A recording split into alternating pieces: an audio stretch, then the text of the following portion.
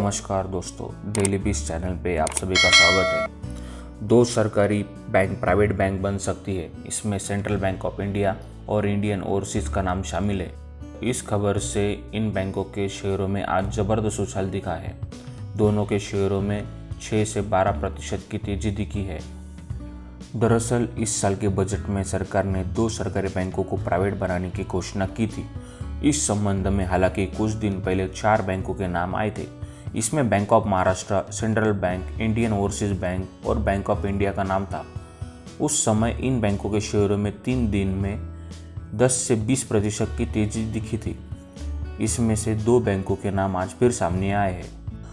सूत्रों के मुताबिक सरकार के थिंक टैंक नीति आयोग ने इन दोनों बैंकों के नाम को चुना है। हालांकि बैंक ऑफ इंडिया अभी भी संभावित नामों की सूची में है।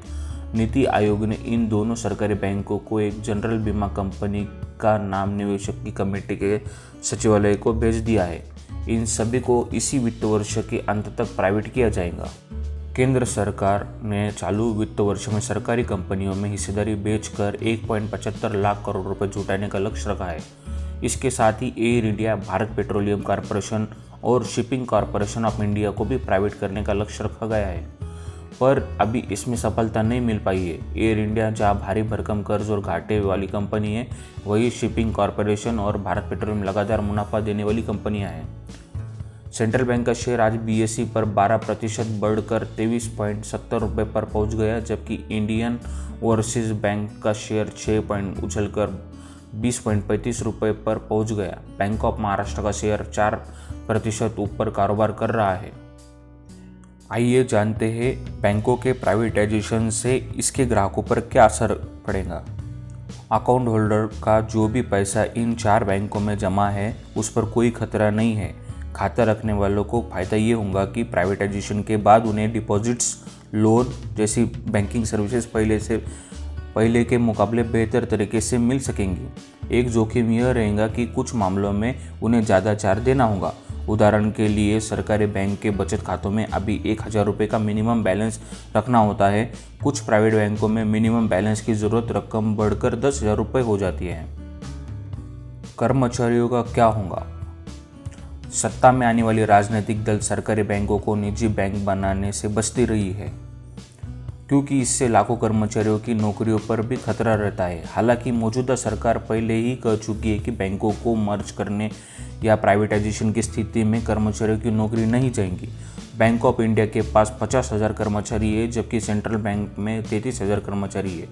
इंडियन ओवरसीज बैंक में 26,000 और बैंक ऑफ महाराष्ट्र में 13,000 कर्मचारी है। इस तरह कुल मिलाकर 1 लाख से ज़्यादा कर्मचारी इन चारों सरकारी बैंकों में हैं। सेंट्रल बैंक 1911 में बना था। इसकी कुल 4,969 शाखा है। इंडियन ओवरसीज बैंक की स्थापना 10 फरवरी 1937 में हुई थी। इसकी कुल 3,800 शाखाएं हैं। आइए जानते हैं 4 बैंकों के प्राइवेटाइजेशन के बाद कितने सरकारी बैंक बचेंगे। अभी कुल 12 सरकारी बैंक हैं। इसमें से 4 के प्राइवेट हो जाने के बाद 8 सरकारी बैंक बचेंगे। मौजूदा सरकारी बैंक ये है: bank of Baroda, bank of India, bank of Maharashtra, Canara bank, central bank of India, Indian bank, Indian overseas bank, Punjab national bank, Punjab and Sindh bank, union bank of India, UCO bank और स्टेट बैंक ऑफ इंडिया। फिलहाल यह तय नहीं है कि क्या सरकार bank of India और इंडियन ओवरसीज दोनों में अपनी पूरी हिस्सेदारी बेचेंगी। केयर के एनालिसिस के मुताबिक अगर सरकार दोनों बैंकों में अपनी हिस्सेदारी घटाकर 51% पर ले आती है तो इससे उसके खजाने में 12,800 करोड़ रुपए आएंगे। अगर सरकार बैंक ऑफ महाराष्ट्र और सेंट्रल बैंक ऑफ इंडिया में भी अपनी हिस्सेदारी घटाकर 51% पर ले आती है तो दोनों में से लगभग 6,400 करोड़ रुपए मिलेंगे।